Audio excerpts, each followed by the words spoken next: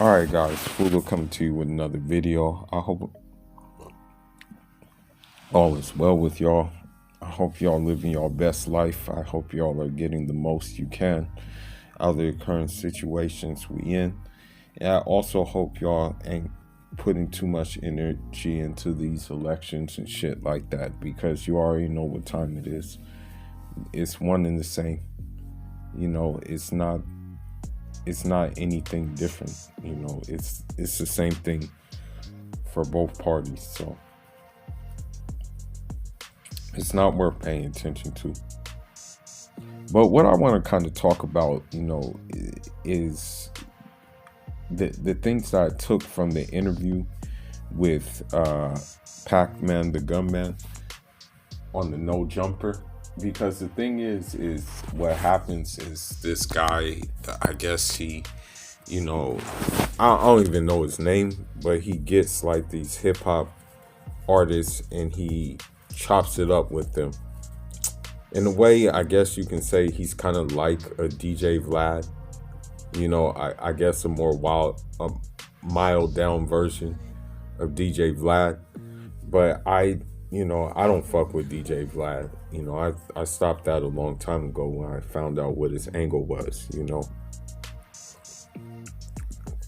I don't mess with DJ Vlad.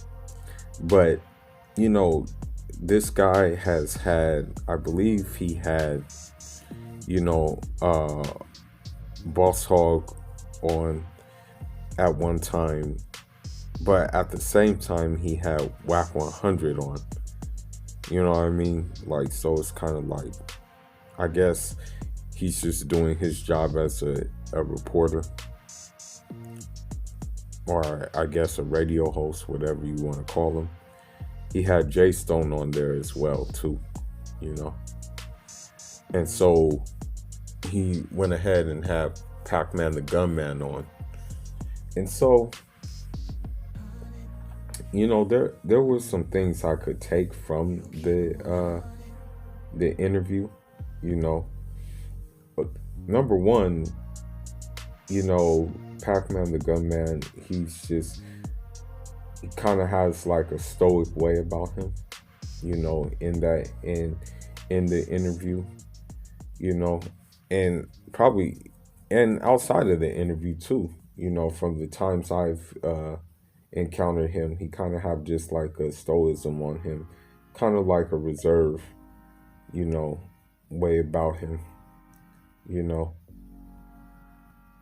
and when it comes to what the subject matter in the interview, I like kind of how he was able to answer the question without giving too much, because of course the interviewer started asking questions about hood stuff, like hood politics and things like that.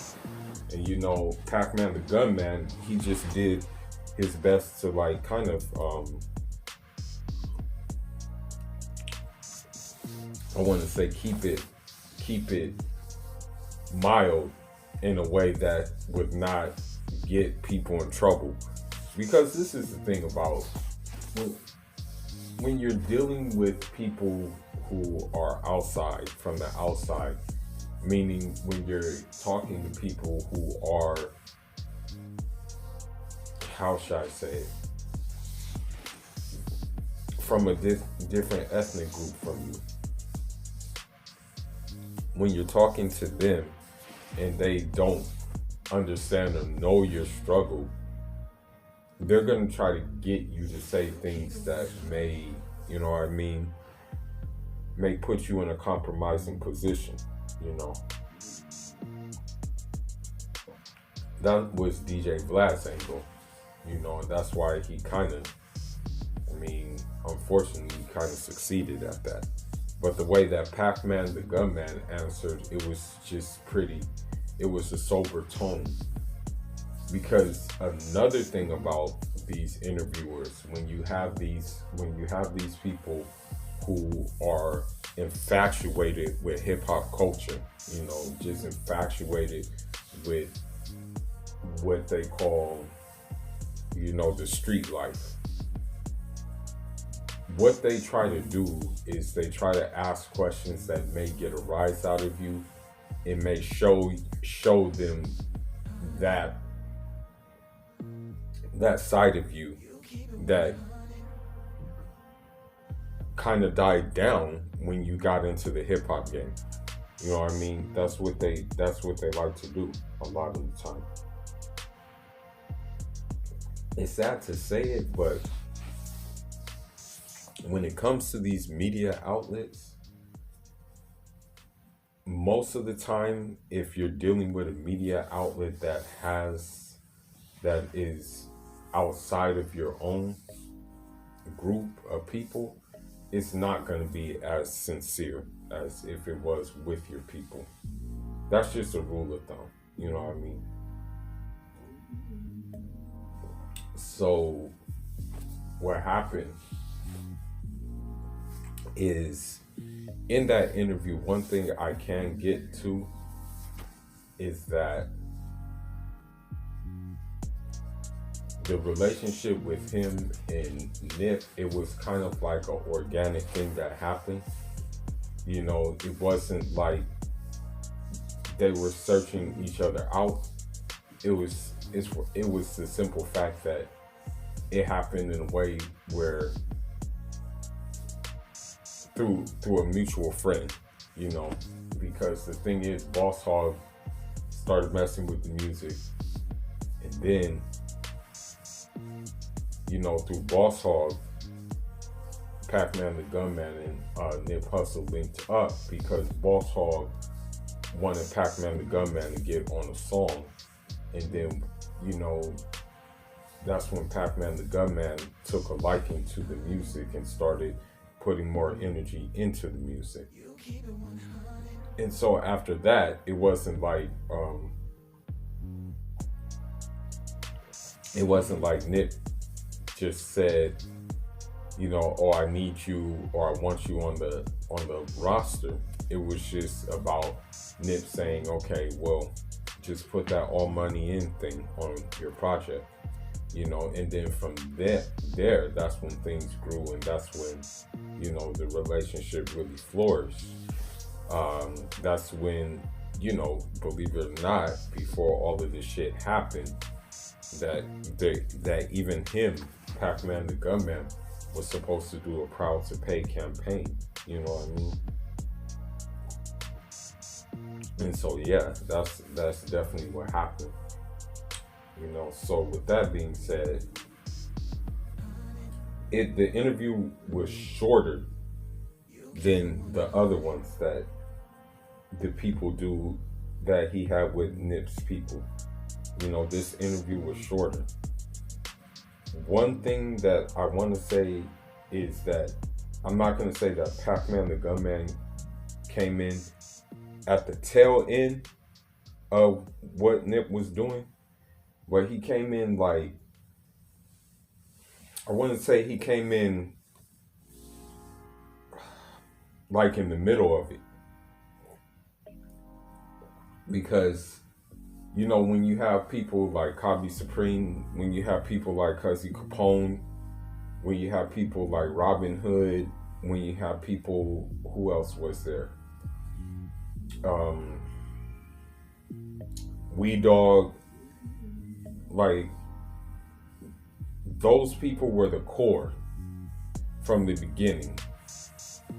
Cuzzy Capone, Kabi Supreme, and I think it was another, I'm trying to remember his name, but they were the original Slauson Boys. They were there from the rip.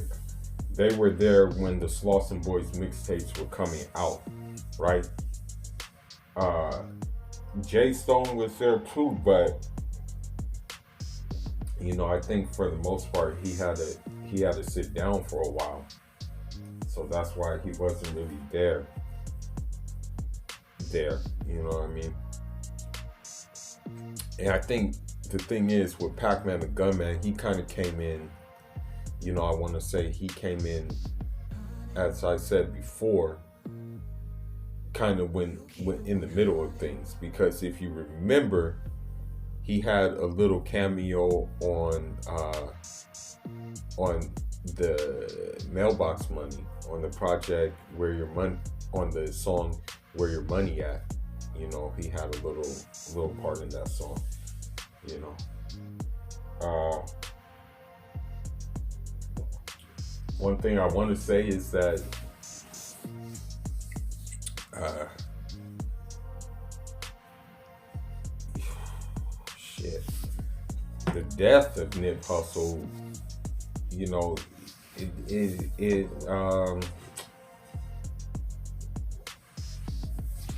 I mean,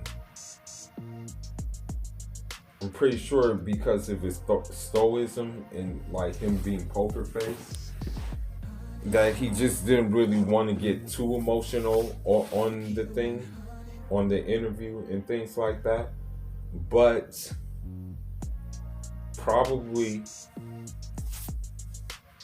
it, like probably outside of that, it you can kind of tell it did affect him. You could kind of tell it did leave trauma, because he was trying to put the energy towards his music, but he said once the death of Nip Hussle happened, you know, he kind of reverted back to the old him, being on some rah-rah shit and not putting the energy into the studio. You know what I mean? One thing I can tell you is that, you know, this is the thing. This is the whole thing, you know.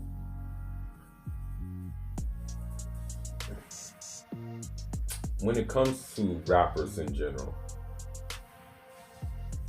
it's kind of hard if you're a head honcho and you're bringing homies in behind you to not think about the head honcho when you think about the homie, or when the homie is doing his thing. You know, it's very difficult to do that. You know what I mean? Unless the homie is just outstanding. You know what I mean? I mean, you see it with a lot of artists. You know, Jay-Z with Memphis Bleak, Fabulous with Paul Kane. Who else?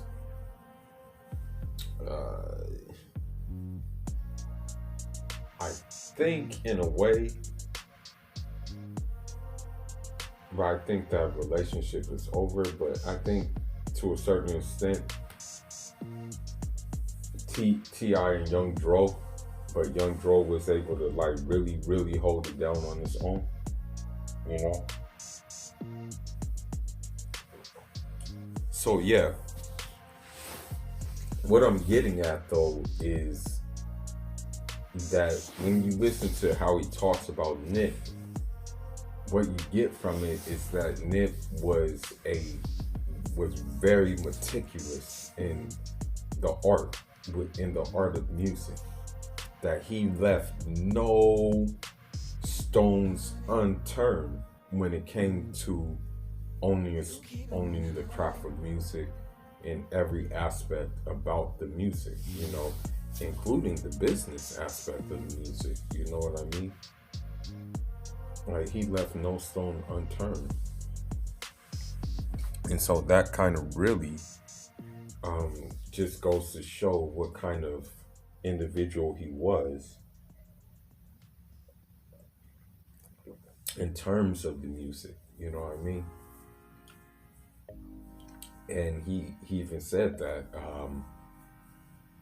you know, that with Nip, he said that, yo, if you're not gonna put your all into this and focus on it, you might as well not do it at all. He said, Nip said that, you know. So that just goes to show you what type of person Nip was when it came to the music. And you know, that's the sad thing about the whole situation, is that people respect Nip for the community, the things he was doing for the community, the things that he like those type of things, But as sad as it sounds, like a lot of people don't respect him for the music, though. I noticed that. Like, I noticed that when people talk about Nip, they talk about what he did in the community and things like that. I'm not discounting that. Don't get it twisted at all. I'm not saying that, oh, you shouldn't talk about those things. But why not let's have a discussion about the music. Let's have a discussion about some of the lines he would say in the music. There's many lines in his music that I relate to, but there's many lines in his music that I can say, like, can be applied to like everyday life too. You know what I mean? But people don't talk about that aspect. Even when they did these tributes to Nip in the the award shows, let's say the Grammys, let's say the BET Awards and stuff, many of the things they were talking about was what he was doing outside of the music. They hardly talked about the music itself. If you listen to his whole catalog, there's some really good, there's diamonds upon diamonds in his damn catalog. Talk about that. For me, even Victory Lap, for me, that's one of my favorite albums of all time. That's a timeless album. And he said that. He said, the goal from the outset was to make a timeless album, right? And he succeeded at doing that. Now, take it a step further. And I'm just going to end on this note. This is like a very short video about this. Well, I just thought I would make a video about this because, I found the interview pretty interesting, The new project, the most recent project that Pacman the Gunman has, Esta Loca Vida Mia. In the interview, he said he got that concept from a Nipsey Hussle song. He furthermore says that Nip has a gang of unreleased music. And he said he liked the song. He said Esta Loca Vida Mia. He said that was the song that Nip had, but he never put it out. And he said he liked the concept, so he just ran with it. Bruh. All I gotta say is I pray to God that we get that we get some of this unreleased stuff, man. I'm thinking, now since I heard that interview, I've been thinking about that every day, about how that song sounded. I want to know how in the hell that song sounded. I want to know what the lyrics were pertaining to in that song. With all the unreleased music he has, one thing I can say about him is that he was not afraid to expand his creativity. He gave you the West Coast sound, but if you listen to a song called 500 Horses, he sampled, I believe, a artist from Brazil. Okay, so I'm pretty sure that song Esta Loca Vida Mia that he made, I'm pretty sure it had like a Spanish guitar sound. I'm just guessing, but I'm pretty sure that's what it sounded like. If you listen to Sucker Proof on the album, it got that reggae going, right? So that's what, man, I just hope to God we get that unreleased music, man.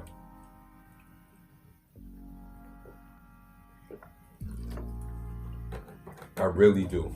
It'll be a shame not to get that unreleased music. For real, for real. But other than that, the interview was good. The interview was cool. The interview was precise. And one thing I can get from Pacman the Gunman is I don't really think he likes to do interviews that much, you know. As a matter of fact, like, I think he's the type of dude that doesn't like really want to be bothered that much. You have certain artists who will reach out to do interviews, right? But you have other artists who will just do interviews if they're asked to, but they may not necessarily want to do them. You know what I mean? But if they're asked to do them, they'll do them. And I think Pacman the Gunman falls into that category. You know, but anyhow, man, leave your thoughts and leave your comments about this. Let me know if you've seen the interview and just let me know what you think about it. Foolish signing out. Inshallah.